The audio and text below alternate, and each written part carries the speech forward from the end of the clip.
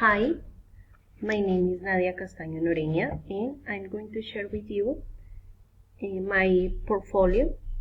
This portfolio makes part of the subject Autonomy and Learning Environments in the master's degree Pedagogical Learning Mediation in English. Okay, I have different pages in my portfolio. I have my case, my student's case, some questions that I post at the beginning.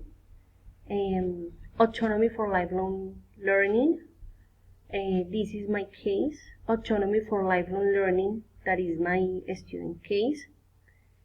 I have also the characteristics of a good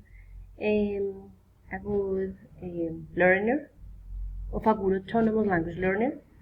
A metacognitive process in my case and also in my student's case. I have the learning environments in my case and also in my student's case. I design a brochure and at the end I came to the answering of the questions that I posed at the beginning, those questions, and the case analysis, that is the final conclusions and reflections regarding all the activities that I previously made in the course. Okay,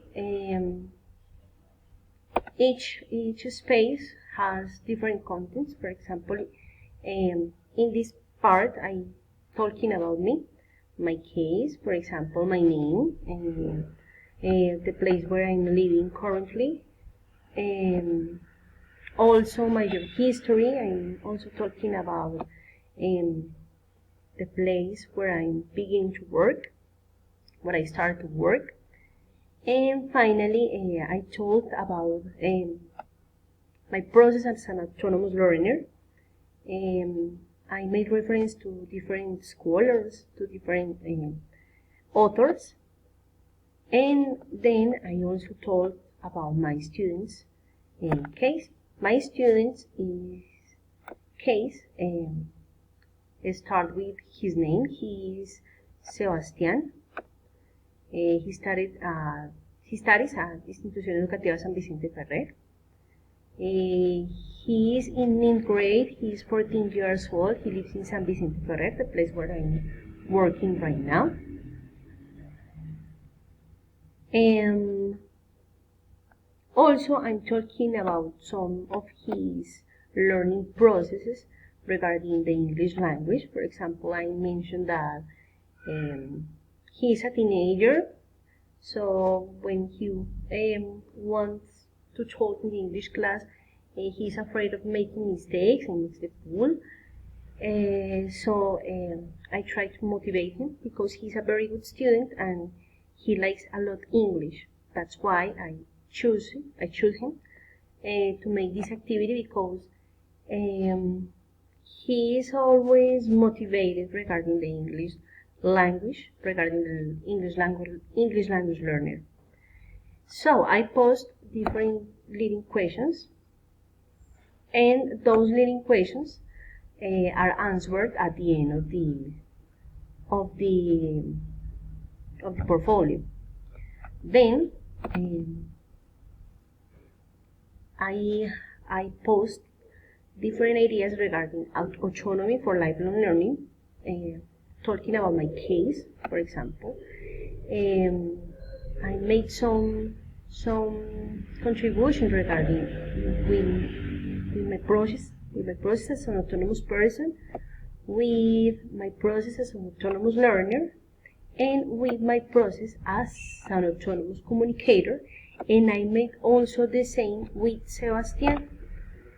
With Sebastián I did the same. I made an interview and he talked about his process regarding as an autonomous person, as an autonomous learner, and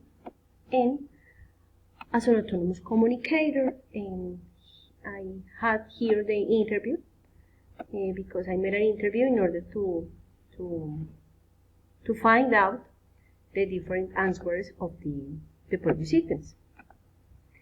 And then I create a checklist in my case, for example, and also in Sebastian's case, that we can compare, for example, that he has, for example, different answers regarding my answers, and I made reflections. For example, both checklists focus on the features of an autonomous learner. Regarding the Sebastian checklist, I can say that most of their answers are coherent with the interview. He is motivated by the English language and autodidactic while looking for materials, places, and time to study the language. However, he could use tools like portfolios to self-assess their knowledge and analyze better how the language systems work to find out what kind of learning strategies are better for them. And also, the checklist showed me that autonomy is a condition in which the learner takes his or her own choices and has the ability to take autonomous steps throughout the learning phase. One of the simplest approaches to helping learners achieve control is to teach learning techniques in order to provide learners with a learning atmosphere in which they can think freely. Learners can undergo strategic instruction. In other terms, we should educate students on how to build and use useful techniques for their learning. I enjoyed a lot this checklist because we both could self-evaluate their autonomous practices in order to learn the English language. What else? Regarding metacognitive processes, I made, for example, some analysis regarding my case. For example, I described how I prepare the different activities and I plan my learning, how I select the different strategies, how I monitor the learning, how I orchestrate the strategies, and how I evaluate the learning. And also, I did the same with Sebastian. Sebastian gave me an interview, and in order to come to those answers, I asked him to make a video and a video interview, and through this interview, I came to the following information. For example, the way he prepares and plans his learning, the way he selects the different strategies, the way he monitors the learning, the way he orchestrates the strategies, and the way he evaluates learning. This is the interview that I did to Sebastian. And then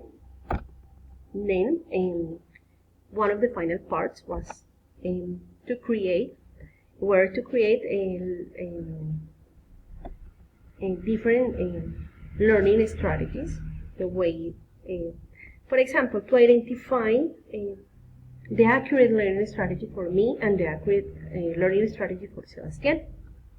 In my case, for example, I enjoy talking with real people. I enjoy the authentic materials, for example, chatting and interacting with people.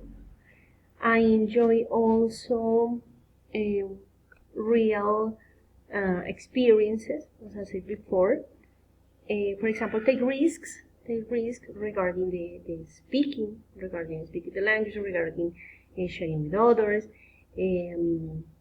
For example, I can see here that making errors is another method for learning a language. Yes, as I said before, taking risks has been one of my main strategies. And regarding Sebastian, for example, he enjoys a lot virtual learning environments. He enjoys platforms. He enjoys Duolingo and other platforms such as Memrise and so on. And also he shares with me the likes to talk with people around the world, especially to talk with natives, in order to improve their English features, their English proficiency. And then regarding this activity, I plan a brochure, and this brochure had some characteristics of learning environments. This was created by following a template, and regarding that template, I took different categories, and regarding those categories, I proposed some activities, different activities, to apply in those learning environments. Finally, in my case analysis, I can conclude that regarding three categories, for example, autonomy, metacognition, and learning environments, I can say, for example, regarding autonomy, I can say this, for example, he highlights that the main features of an autonomous learner are discipline, motivation, and constancy. However, he should improve the metacognitive strategies. In that case, regarding metacognition, as I said before, Sebastian should be aware of the different objectives and strategies that he would like to achieve, because he likes the different strategies to learn English, but he does not know he does not think about the goals that he wants to achieve, and he does not reflect also in about the way he is learning the language. And regarding the learning environment, as I said before, he enjoys virtual spaces, he enjoys virtual sharing and platforms and games and so on. When I compare my learning experience with Sebastian's learning experience, I can say that we have many things in common. However, he is too young. I can say that this could be an aspect, for example, for thinking about the different strategies and the different goals. For example, I'm 35 years old, he's 15, and I think that comparing our learning experiences is a little bit difficult, because I have more autonomy, I'm mature, I'm an adult, and he is a teenager. So we had many different features. However, we both like listening to music, sharing, and learning the English language in an autonomous way. And this is my answering of the questions.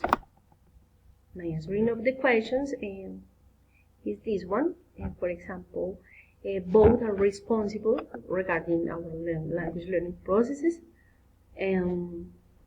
We both have the willingness and the capacity to act independently. However, he's a teenager, he should be aware about the strategies and objectives that he wants to carry out.